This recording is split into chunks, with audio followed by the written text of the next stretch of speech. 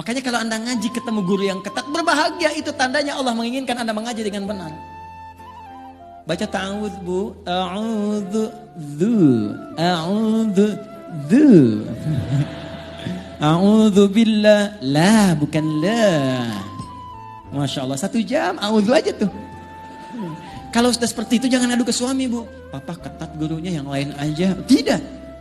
Anda masih mending. Dulu saya ngaji, pertama kali talaqi, mau ngambil qiraat, datang ke salah satu syekh. Masih untung saya sampai ke Al-Baqarah. Ada teman baru Al-Fatihah. Bismillahirrahmanirrahim. Hasbuk ya bunyi. Cukup, pulang dulu ya, nanti kesini lagi. Anda jauh-jauh dari Bekasi ke Jogja, baca bismillah, suruh balik, besok kesini lagi. Datang lagi gak? Ternyata guru itu hanya melihat di mana kekurangan lisannya.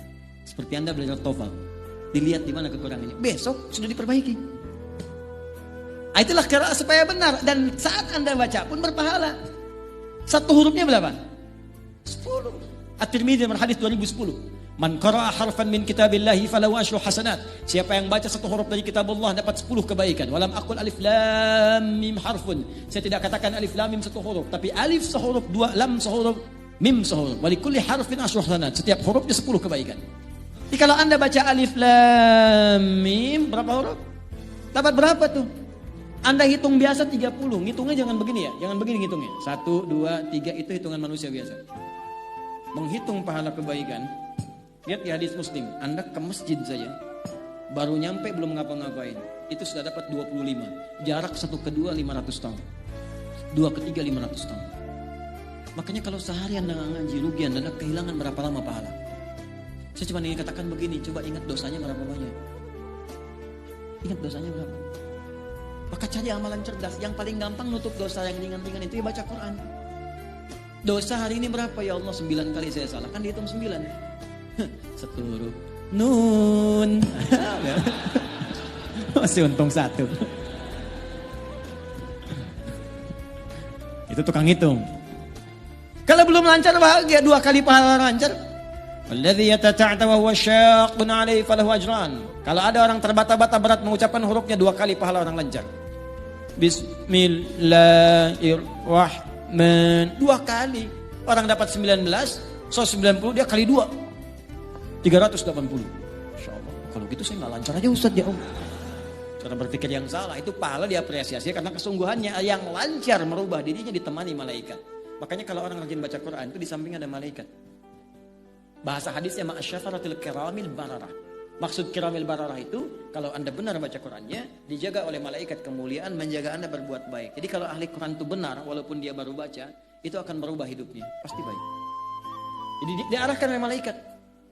Didampingi, kemanapun dia pergi didampingi. Makanya rajin baca Quran, qiraat. Ya, dulu ada gerakan 1 hari 1 juz, bagus. Baca itu. One day 1 juz, one day 2 juz. Baca. Nanti kalau Anda gak percaya silakan baca dulu aja. Nih saya ajarkan gini ya, kalau mau ringan. Supaya gak berat bacanya. Kita ambil Al-Baqarah 1 sampai 141. Al-Fatihah kita simpan karena sudah hafal insya Allah semua. Kalau mau gampang, susah melihat 141 ayat, bagi 5 waktu sholat. 141 bagi 5 berapa? 28. 28. Jadi setiap subuh 28, zuhur 28, asar 28, maghrib 28, isya 28. Bagi 2. 14. Sebelum subuh 14 ayat, setelah subuh 14 ayat. Sebelum zuhur 14, setelah zuhur 14. 14 ayat itu kan paling 5 menit Pak. Apa nggak punya waktu untuk akhirat kita 14 menit? Apa tidak punya waktu untuk cahaya kubur kita 14 menit? Hanya 5 menit saja, 14 ayat. Nanti rasakan perbedaannya saat kita pulang. Saya cuma katakan begini. Setiap kita pasti pulang. Kita pasti meninggal. Itu pasti. Dan kita nggak bisa pilih. Mungkin hari ini, mungkin sore ini, mungkin malam ini. Dan kita yakin kita pulang. Saya tadi katakan, Anda ke Jogja saja, kesini aja butuh bekal. Itu baru antar dunia, di inter dunia di sini. Sekarang kita mau meninggalkan dunia dan bekal apa yang kita bawa? Minimal perbanyak ini. Sekarang anak-anak kecil sudah pada hafal malah Pak. Anak kecil 4 tahun, 5 tahun hafal Quran 30 juz. Ya, saya mengajar di Bekasi itu ada anak-anak bimbingan. Ada yang belum TK bahkan.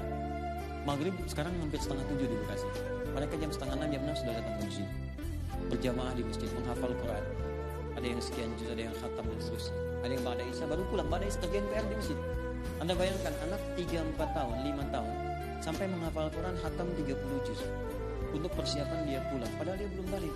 Anda diberikan 30 tahun, 40 tahun, 50 tahun, apa yang Anda kerjakan kalau sampai hari ini dia baca belum punya waktu? Apa yang Anda lakukan? Belum salah dengan benar. Saya sering sampaikan sebuah kisah yang anak dari Masjid Mu'ad sampai dihafal Quran padahal buta matanya, menempuh jarak 20 km pakai motornya jadul. Di tengah jalan dia mengulang-ulang kembali, diantar bapaknya kemudian tak hafal, anaknya hafal. Padahal bapaknya melihat.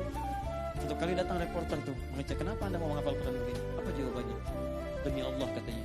Ini sebagai persiapan saya pulang menghadap Allah. Saat saya berjumpa sendirian dengan Allah, ayah tak menemani lagi, ibu nggak ada lagi. Saya akan berkata kepada Allah pada hari itu, ya Allah, saya sudah berusaha menghafal Quran dalam keadaan mata saya buta. Kalau bekal ini belum cukup mendapatkan ridhamu untuk ke surga, mohon kurangi hukuman saya di neraka dengan Quran yang telah saya hafalkan ini. Seorang anak buta menghafal Quran untuk membawa persiapan bertemu dengan Allah. Lantas apa persiapan kita untuk kembali? Kayak mulai dari sekarang, pasti akan ada perubahan termasuk pada hidup kita di dunia. Saya berani mengatakan ini karena saya telah memulainya untuk diri saya pribadi. Setidaknya semua yang dijanjikan 100% tidak ada yang luput sampai hari ini. Maka saya yakin kita semua bisa. Syarat membaca Quran bukan jadi ustaz. Cukup kita beriman pada Allah, maka orang beriman pasti akan bersentuhan dengan Al-Quran. Walladzina yu'minuna bima unzila ilaik. Apa yang diturunkan pada Nabi Muhammad? Al-Quran.